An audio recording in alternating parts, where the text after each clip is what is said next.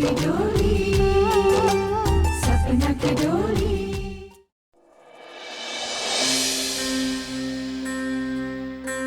रास बिहारी जी ऐसन कौन कान में बिची बाड़े जवन इतनी देर लागत बा? हम तो बैठे बैठे बोर हो गए। हमरो के भी तो कंटाल आवत बा।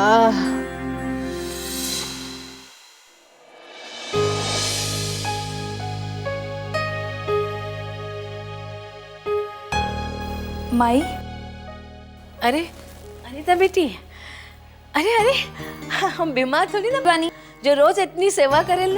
हाँ माई कब बीमार लोगन की ही सेवा कइल जाला। वैसे हमार माई भी एकदम रवा जैसन बा, उहे हमरा के कबू सेवा ना करे देलन, लेकिन हम तो हमेशा उनकर हाथ पाँव दबावत रहली। यहाँ हमार माई तो नहीं खे, लेकिन माई के रूप में रवा तो बानी ना। हमरा घर में एक बेटी की कमी रहल, तू आके वो कमी पूरा कर दे लो। अच्छा बेटी जा अपन पढ़ाई करा।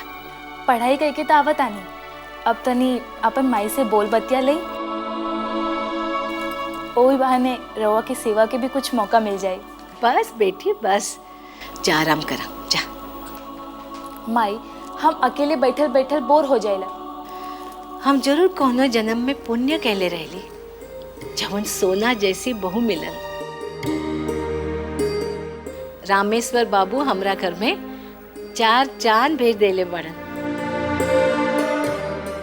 एक नेक संस्कारी पतोहो की कमी रहल, वो तो पूरा हो गेल बा। बस अब एक और तमन्ना बा कि जल्दी से जल्दी एक पोता हो जाए, घर में बच्चन की किलकारी गूंज उठे। घर के हालात कैसन बा वो तो हमरा के मालूम बा, पर कौन बुजुर्ग ई ना चाही कि ओकरा के घर में पोता पोती खेले। हम्म?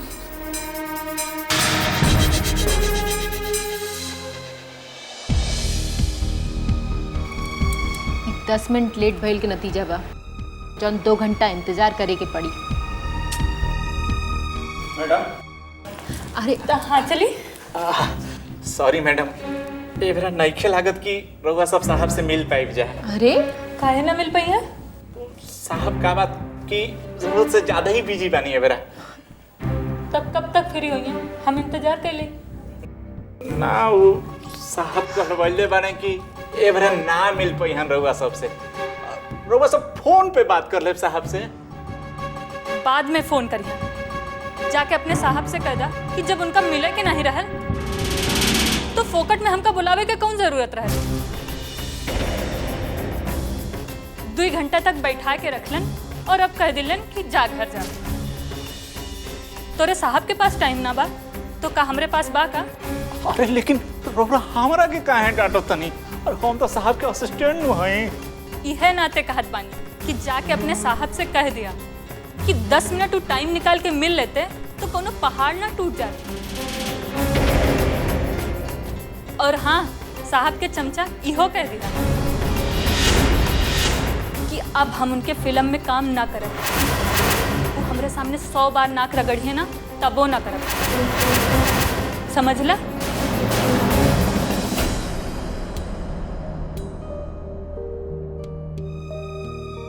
अरे कमल, यहाँ केहू के इंतजार हो रहल बा का?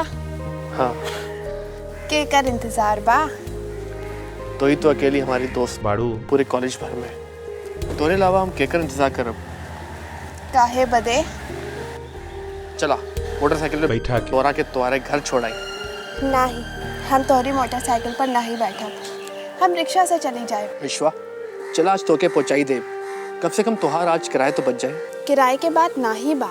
तो ठीक बा, जवन किराया रिक्शा वाला के देबू हमरा के दे दिया। देखा कमल, हम कह देली हम तोहरा साथ नहीं जाए। विश्वा, हमके लागत बा कि रउआ हमरे से अभी नाराज बानी। नाराजगी के बात नाही बा, हम नाही जाइल चाहत बानी, बस रहुआ जाए। अगर हमरा से नाराज बाड़ू, हम फिर से माफी मांग रहल बानी। हमरा के ना मालूम रहल कि रउआ हमरा से इतना खफा हो जाएबू। अगर हमरे साथ नहीं जाए चाहत पाड़ू तो कोनो बात ना बा, लेकिन हम ये समझब कि रउआ हमरा के अभी तक माफ नहीं कर लू। कमल बहुत जिद्दी बाड़ा। अरे बुद्धू, हम पहले ही कहले रहली ना, दोस्ती में ना ही थैंक्स ना ही सॉरी की गुंजाइश होला। एकरा मतलब रउआ हमरा साथे हमरा बाइक पे चलबू? काहे ना चल सकीला? चला नेकी और पूछ पूछ। त चला।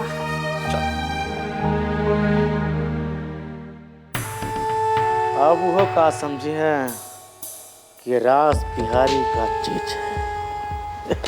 जौन कहले बदे कहले रहली कह जाला ना। कह देनी सर अकेले में। ई सुन के तो श्यामली के हाल बेहाल हो गई, पूरा रंगवे बदल गई यार।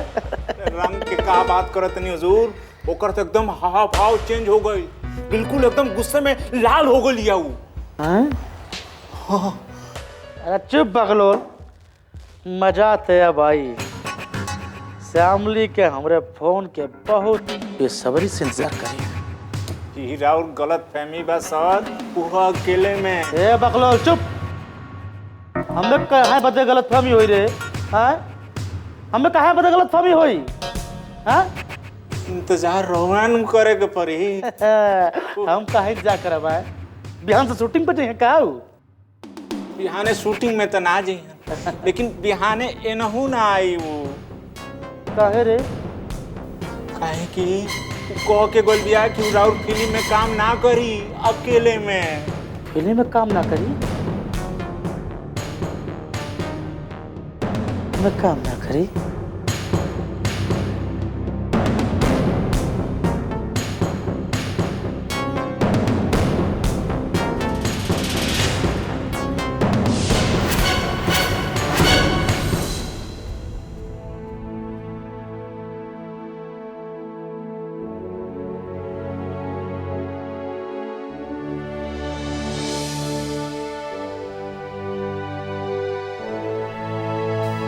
नमस्ते भौजी।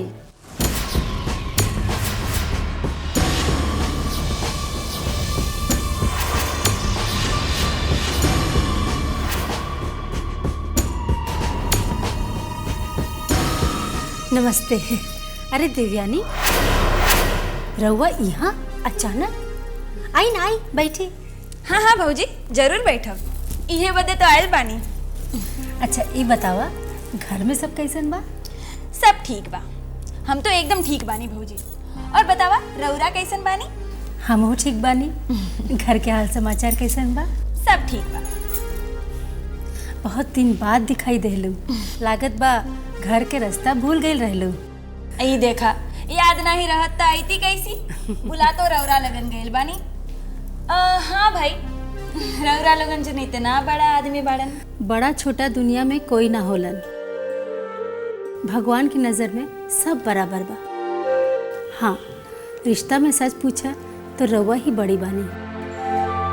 काहे से रिश्ता में हमार बेटी के बुआ सास जौन बाड़ू। रउआ के तो बात ही कुछ और बा।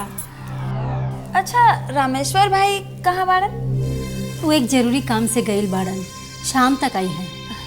और विश्वा? विश्वा कॉलेज गइल बा। अच्छा, एक बात पूछी भौजी? कैसन बात? शामली के कुछ खोज खबर मिलल कि नहीं? नहीं, बहुत दिन हो गए ना। भौजी शामली के ऐसा नाय करक चाहत रहा। हमरा तो लागत बा कि कोनो लइका के साथ चक्कर रहल है शामली के। हाँ, और ओही के साथ वो भाग गई।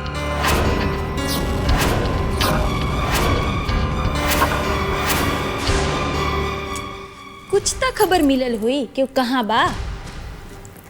अब ओकरा बारे में बात कही के का फायदा, जे हर नाता रिश्ता तोड़ के चल गई। भौजी रउरा कुछ भी कहे, शामली के याद तो रउरा के जरूर आवत हुई ना। औलाद लायक हो या ना लायक, माई के ममता कबहो ओकरा से ना रूठेला। लेकिन औलाद ई भूल जाला कि माई के ममता कैसन होला, कैसन तड़पेला। ओहो भौजी, हमू कितना बेकार बानी जो ना के रहुआ के जख्म कुरेद देनी। हमरा के माफ़ कई दा। नहीं नहीं, एमे माफ़ी के कौन बात बा। रवा बैठा, हम चाय बना के लावत बानी। हाँ? लागत बा कि सिर्फ चाय भर पिया के भेज दी है। अब हमरा के तो जोर से भूख लागल बा। अब कैसे कहीं कि चाय ना पियब भाई, खाना खाइब।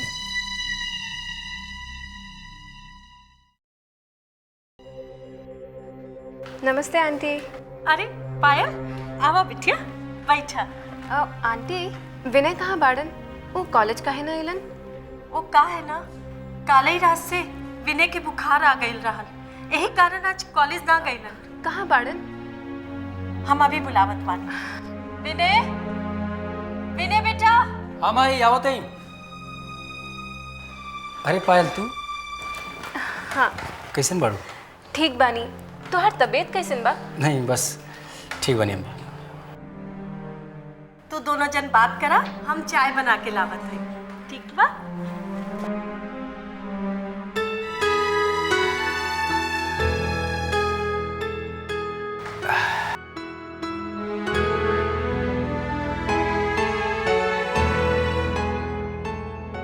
अरे पायल, ऐसन का देखा तड़ू? इहे देखत बानी कि जौन सब तू कर रहल बाड़ा वो सब अच्छा नहीं बा।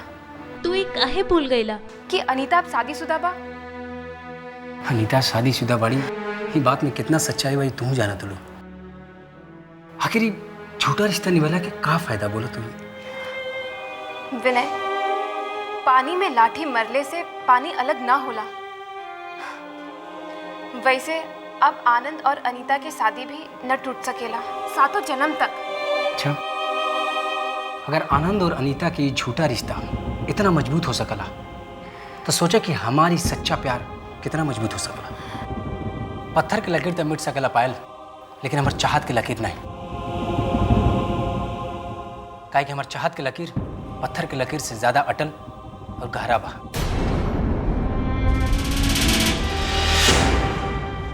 और ये सिर्फ एक जन्म नहीं, 7 जन्मों तक चली। नहीं विनय, अब हर हाल में तोहरा के अनीता की तरफ से मुंह मोड़ लेबे के चाहिए। विनय, ऐसे सपना की रेत के महल बनवले से का फायदा जौन बन ही न सकेला। ओकरा दर्द के समझा विनय, ओकरा मजबूरी के समझा। ये मजबूरी ना पायल, एक कायरता बा। अरे ऐसे बंधन में बनला के का फायदा जेकर कोनो मतलब नहीं है। विनय, तू जान के भी अनीता के दर्द ना जानल चाहत बाड़ा। तनी दिल से सोचा विनय। अब हमारे दिल में सोचे के बदे कुछ नहीं बा सिवाय अनीता के।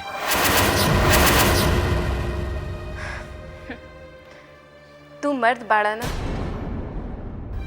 ई वजह से तोहरा दिल में दर्द नहीं बा। अनीता बदे तू जौन चाहे कह सकेला।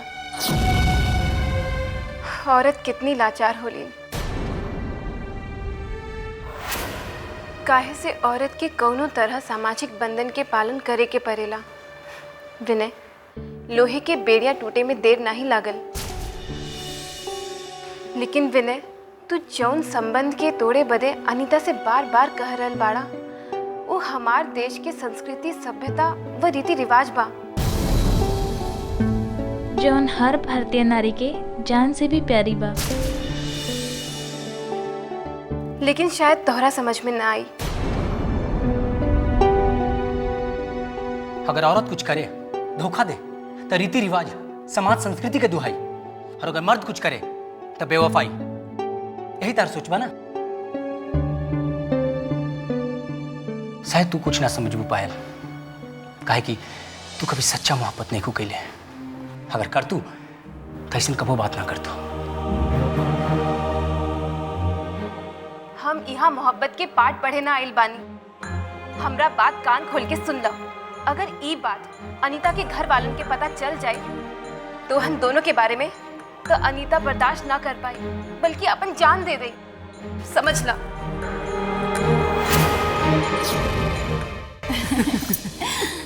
एक बात कही भौजी, ये अनीता का दिमाग ना बड़ा तेज बा। देखिए भौजी, एक दिन बहुत बड़ी डॉक्टर बनी। हाँ, रउआ सच कहत बाड़ू। हमार अनीता कॉलेज में पढ़ाई भी बड़ा मन लगा के करेला। जानत बाड़ू, पूरे कॉलेज में सिर्फ 2 ही नाम के चर्चा होला। दुई ना, ये दूसर के बा? विनय।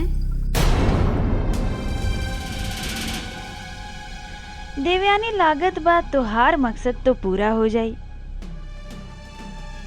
जेकर जानकारी करे आयल बाड़ू शायद उहे विनय बाड़ा। का सोचत बाड़ू? यानी करीबी रिश्ता बा, मतलब घरेलू रिश्ता बा। हाँ, समझा घरेलू रिलेशन बा। शांति बहन के बेटा बा और विश्वा के बापू के साथ तो विनय के अच्छा खासा जमेला।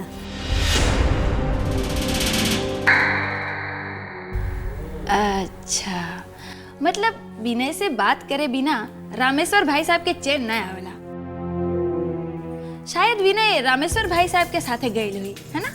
नहीं, विश्वा के बापू अकेले गई बाड़न। विनय तो काफी दिन हो गए यहाँ नहीं आइलन। पहले तो हर दूसरे तीसरे दिन आवत रहलन, लेकिन जब से अनीता के शादी भइल बा तब से एक बार भी नहीं आइलन।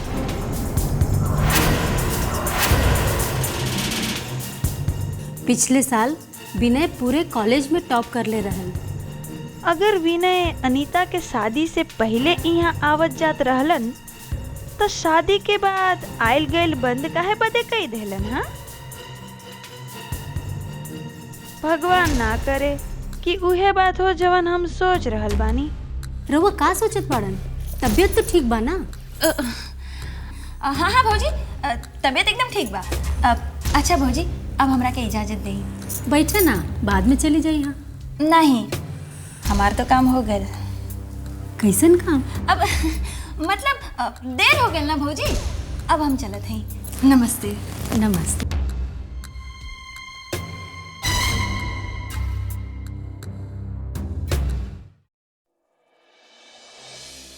जब राज बिहारी के मिले के ना रहल तो काहे खातिर बुलवलन? हमरा के तो राज बिहारी पागल लागेला।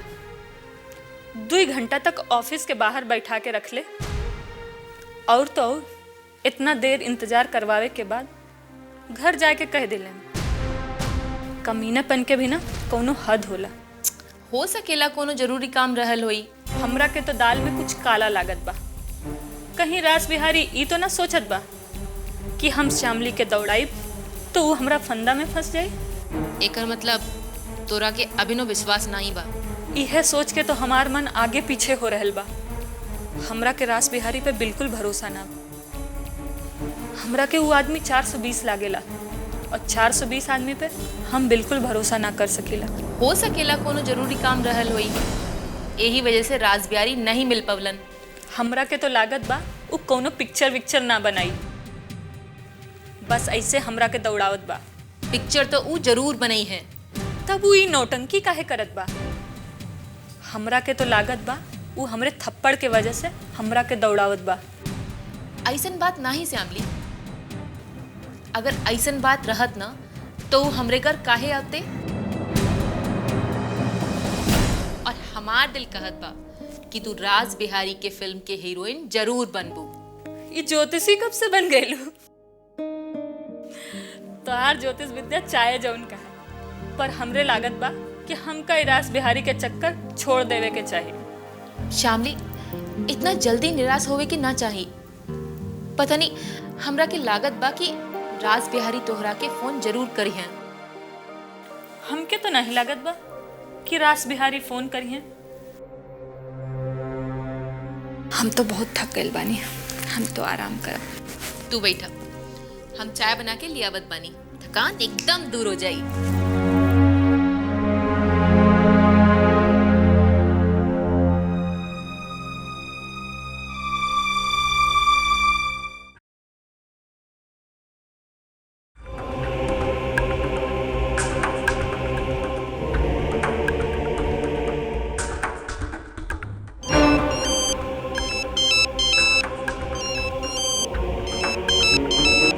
हेलो हेलो विश्वा, के बोलत बानी?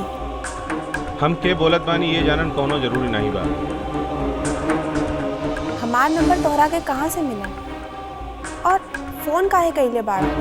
तोहरा के आगाह करे बदे, कमल के असलियत बतावे बदे। असलियत? कैसन असलियत?